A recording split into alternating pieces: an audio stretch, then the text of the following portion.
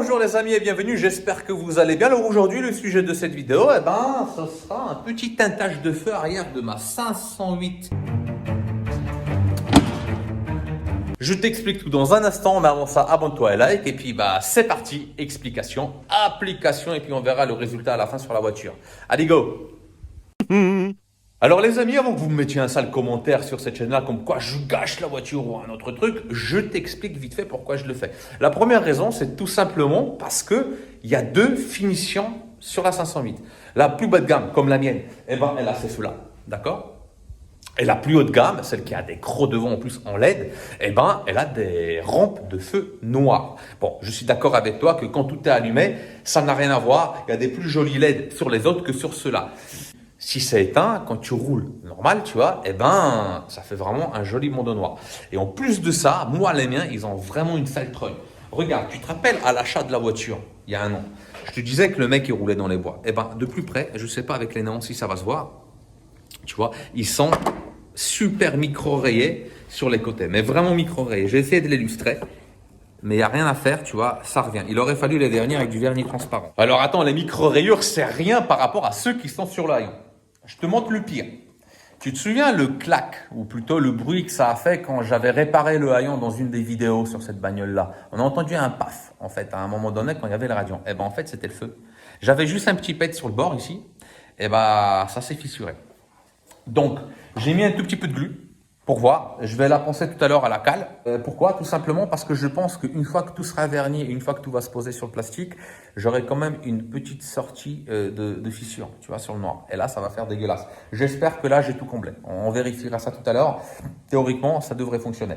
Et j'ai l'autre. Alors l'autre, il est en parfait état. Mais il prend la flotte, cet enfoiré. Tu vois, l'autre jour, quand il y avait le sable du Sahara, je lui ai mis un coup de Karcher. D'accord? Bon, j'étais peut-être un peu trop près. Et la flotte, elle est rentrée par là. Et puis, voilà, tu vois, tu as une goutte de sable. Donc, j'ai mis de la colle sur la partie supérieure des deux feux. Tu vois, là. De la colle silicone noire. D'accord? Le surplus, je vais le gratter, donc ça ne se verra pas. Je pense que vous aurez exactement le même problème à un moment donné de la vie de votre voiture. Moi, la mienne, elle a plus de 100 000 km. Bien évidemment, c'est un commercial qui l'avait avant, donc il fermait régulièrement le haillon, il ouvrait régulièrement le haillon. Et je pense qu'en fait, à cause des chocs, à force, tu vois, la colle, elle a pété. Et du coup, le plastique s'est décollé de la partie noire, qui est le corps qui fait tout le tour. C'est quand même assez aberrant que ça se décolle comme ça. D'ailleurs, pour ceux qui aimeraient démonter leur feu, faites attention à celui-là, d'accord? Le plexiglas au niveau de la pointe, là, c'est super fragile. Bon, ça tient juste là-dessus. Mais par contre, pour le déclipser, je vous conseille de mettre votre main là, comme ça, sur la carrosserie entre l'aile et le feu, et tu pousses. Tu mets pas de coup de tournevis nulle part, sinon tu vas le péter. Ça, c'est sûr. Celui-là, il vient tout seul. De fixation. Et puis, c'est pareil, ça vient tout seul. Au niveau des connectiques, ça ressemble à ça. Donc, ça s'enlève bien dans l'immédiat. Il n'y a aucun problème, d'accord? Mais, quand ça aura 10 ans, tu regardes cette vidéo dans 10 ans, big up à toi, ça sera peut-être pas la même histoire parce que les plastiques, c'est quand même du bas de gamme. Enfin, la voiture, elle est belle et tout ça, mais tu sens qu'il manque un truc là, putain. On fait du tuning dans les années 2000, donc automatiquement, il y a une expérience. Bon, et bien évidemment, grâce à cette période-là, on a fait tout et n'importe quoi. Et c'est ce n'importe quoi aujourd'hui qui va nous servir. Car, force, tu fais des erreurs et automatiquement, tu arrives de mieux en mieux à avoir un résultat au niveau de la pénétration de la lumière. Parce que le but, c'est d'être vu. Vous me prenez pour un con. Il y a plusieurs écoles à ça. Il y a la première méthode, c'est le couvering. Le couvering que je ne maîtrise pas. Tout simplement parce que j'ai peur de me foirer sur cette partie-là, tu vois. Ici, il y a une espèce d'aérateur. Non, c'est pas un aérateur, je sais pas comment ça s'appelle, un extracteur d'air au niveau de l'appui ou autre. Et je sais pas s'il faut chauffer, pas chauffer en fait le film. Et j'ai peur de plis. Et puis automatiquement, péter un câble au bout, tout arracher. Et puis à la fin, d'Europe 1.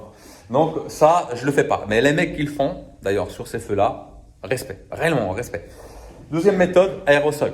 Il y a des aérosols qui existent, mais par pure facilité et puis en fait accessibilité du produit, je vais faire ça au pistolet. Et ça, c'est la dernière méthode. Deux façons possibles. La première façon, base mat surdiluée, d'accord? C'est ce qu'on va faire aujourd'hui. Par la suite, on va vernir l'ensemble. Pour moi, c'est la façon la plus propre qui existe. Mais pour moi, c'est juste mon avis. La deuxième façon, c'est de mettre du brillant direct dans du vernis, tu mélanges et tu appliques. Il faut faire attention au niveau du mélange du noir dans le vernis, il y a un pourcentage à respecter, sinon en fait tu teintes de trop. Votre véhicule est en ordre de contrôle technique? Ah ouais, ça vous me dites oui. Ah ouais. Aussi, n'oubliez pas les amis, teinter les feux, c'est interdit. Donc, trouvez le juste milieu hein, entre la sortie de lumière de votre feu, d'accord, et l'esthétique. Ne les peignez pas en noir. Fumez-les légèrement. Vous verrez si votre voiture elle est claire, ça se verra tout de suite. Au niveau de la méthode de préparation, on va utiliser du P1000, d'accord, celui-là exactement. Enfin, celui-là il est usé, mais on va utiliser ce genre de disque avec une ponceuse orbitale. On fera ça à sec. Ce qui compte, c'est que ça soit complètement terni partout. La préparation ne demande pas non plus plus de rigueur comme un optique avant. D'accord? Parce qu'on met quand même de la peinture, on vernit l'ensemble. Et puis, voilà, c'est parti. On va les préparer et puis ensuite on va les peindre. Parce que je pense que je te saoule maintenant.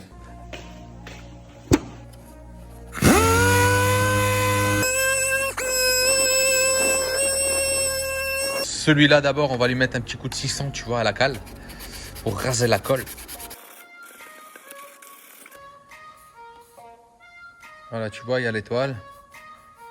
Normalement, on verra que cette partie-là avec la lumière qui est illuminée là. Je pense pas que ça se verra sur toute la longueur. Bon, on verra, hein. On vérifiera tout à l'heure. Mais bon, j'espère que ça va le faire. Allez, on lui met un petit coup de mille.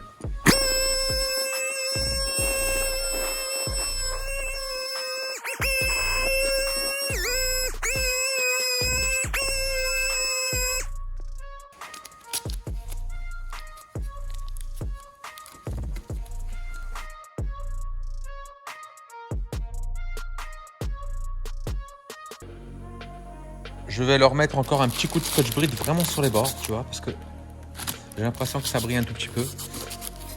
Comme ça, je suis sûr qu'avec l'humidité, etc., hein, parce que ça touche l'humidité des pare-chocs, eh ben que ça se décollera pas.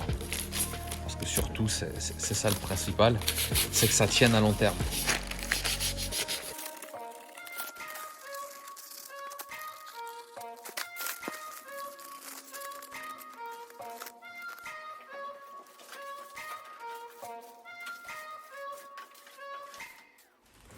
Alors les amis, avant de mettre la cabine en route, avant qu'elle fasse du bruit et que tu m'entendes pas, petite explication vite fait comme ça. Donc, qu'est-ce qu'on a fait? On a poncé les feux au 1000 avec une ponceuse orbitale, d'accord?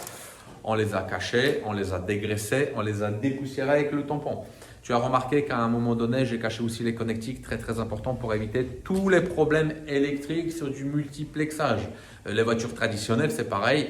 Il faut faire gaffe, le vernis il a tendance à passer partout, donc vaut mieux perdre 2 à 3 minutes de plus par connectique à bien la cacher que de perdre 3-4 heures à chercher une panne électrique qui s'allume à ton tableau de bord. Ensuite, les feux, je les ai alignés exprès comme ça pour être bien réguliers avec le noir partout. Mais évidemment, pour éviter en fait un feu foncé, un feu clair, tu as compris, il faut être très très régulier. Pour ceux qui ont des feux dans les ailes comme les Clio 2, Clio 3 par exemple, hein, je pense à comme ça, eh ben, si vous les démontez, vous les mettez côte-côte, vous les peindrez d'un seul coup et comme ça, ce sera vraiment clean. Même s'il y a un défaut, le défaut sera identique sur les deux feux. Donc ça ne jurera pas. La meilleure façon de les vernir, ce serait de les mettre comme ça, d'accord, à plat. Le problème, c'est que en fait, la forme de mes feux est complexe et surtout, j'ai cette putain de pointe qui me fait chier. Donc, à part découper 4 cartons et les foutre dessus, dans l'immédiat, je vais faire ça comme ça et je verrai en fait comment ça se passe. Bien évidemment, les feux arrière de toutes les voitures sont vraiment clean et bien brillants. Il n'y a pas de peau d'orange. Donc, on va essayer de pas en fait se foutre dans la merde au niveau de la charge du vernis. Donc, les amis, il est temps de fumer les feux, ensuite les vernir. Donc, dans le gobelet, j'ai du noir très dilué. En gros, il n'y a que 20% sur la quantité globale du gobelet, d'accord? Au niveau de l'application, je vais mettre à peu près à cette distance-là. Ouverture, un tour, d'accord? Et j'ai envie d'avoir un tout petit peu de pression, une bonne pression pour faire des petites gouttelettes pour que ça soit très fin. Encore une fois, je veux les fumer, je veux pas les peindre pour qu'on puisse pas voir la lumière. Donc je vais en faire 2 d'un coup et après on va faire les 2 autres. Je vais essayer de prendre le téléphone et te filmer le truc, comment ça se passe, d'accord? Bon bah c'est parti, on fait les 2 premiers.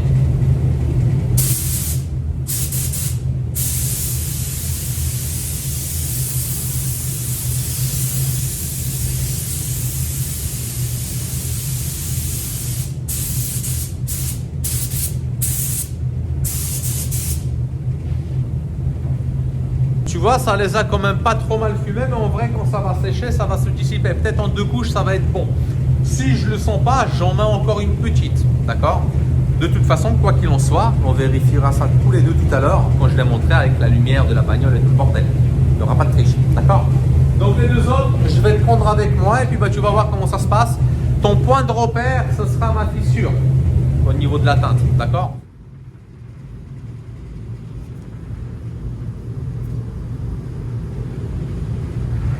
Et on y va, c'est parti.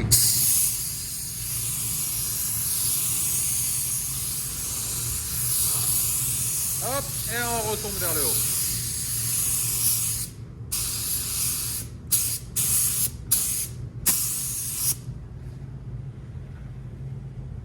Tu vois, ils sont toujours derrière, il n'y a aucun problème. Donc là, à la 2e couche, normalement ça va être bon. Il y a juste sur cette partie-là, réellement je vais un tout petit peu plus insister juste pour que la fissure on la voit moins, d'accord?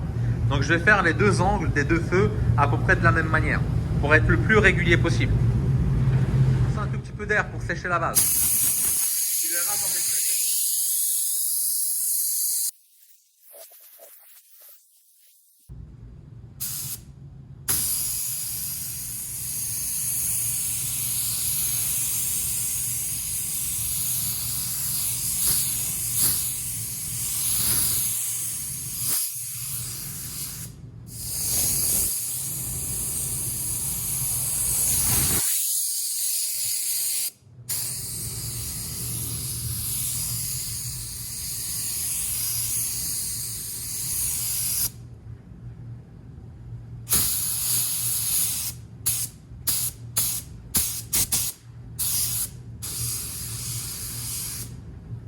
Voilà, nickel.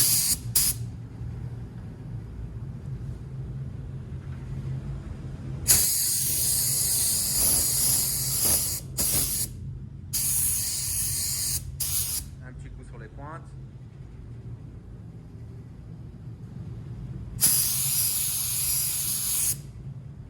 Très très bien.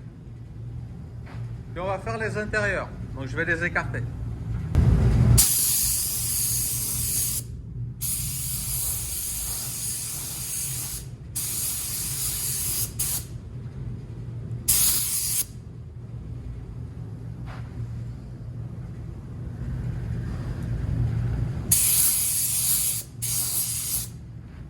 Ah, on voit à travers.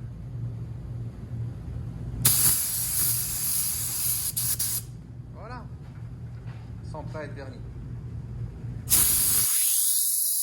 La fissure ne ressort pas trop. Elle est là, tu vois. Une fois verni, ça va le faire. Je les ai légèrement surélevés, tu vois, pour le vernissage. Comme ça, je serai tout confort et normalement bien brillant.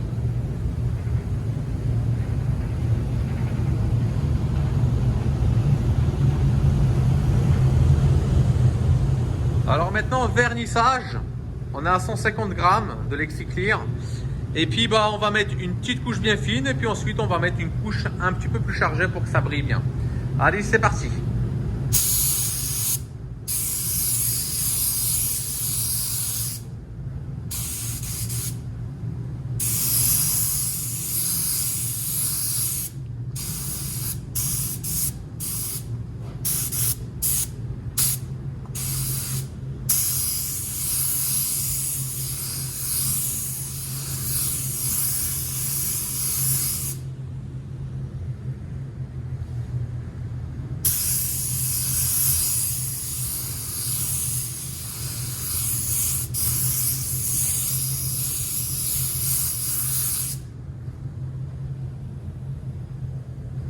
On attend 5 minutes et puis on remet une deuxième couche.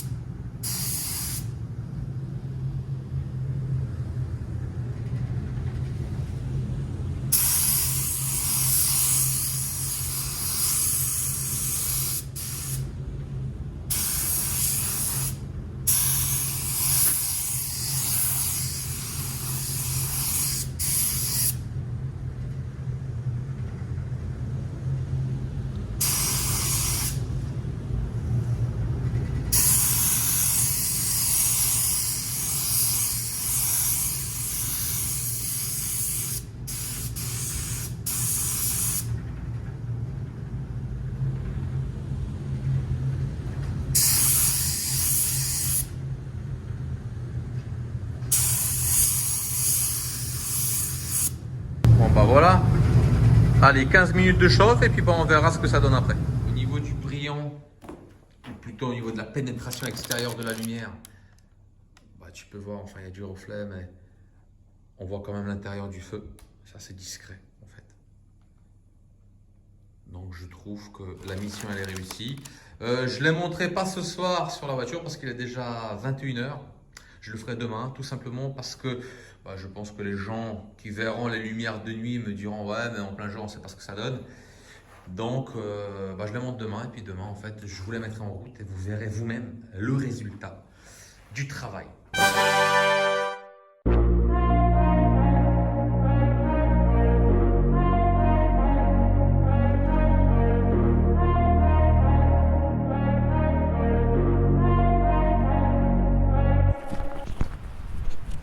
Donc voilà les amis, on est le lendemain, tout est monté. Le résultat est pas mal, le soleil il est derrière nous, donc elle est plus ou moins éclairée la voiture, on est en conditions réelles. Appuie sur les stops, lâche, appuie. Donc voilà, vous voyez, le résultat il est plus que satisfaisant, on est limite comme ceux d'origine sur la haut de gamme.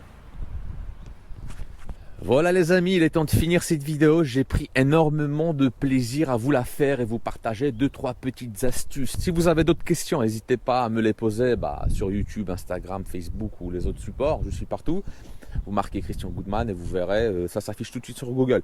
Cette voiture-là, c'est pas fini. Hein. On va là encore repeindre, donc on va encore redémonter tout. Il y a encore le pare-choc à réparer, la caméra avant à réparer, l'optique à réparer, teinter les vitres, peut-être changer les jantes, ça on verra, suivant les occasions qui se présentent. Et puis acheter 2-3 accessoires sur Wish, AliExpress ou Amazon. Donc voilà les amis, gros bisous à tous et puis à bientôt sur d'autres vidéos parce que le temps c'est vraiment du n'importe quoi la vache. Bon allez, gros bisous, ciao.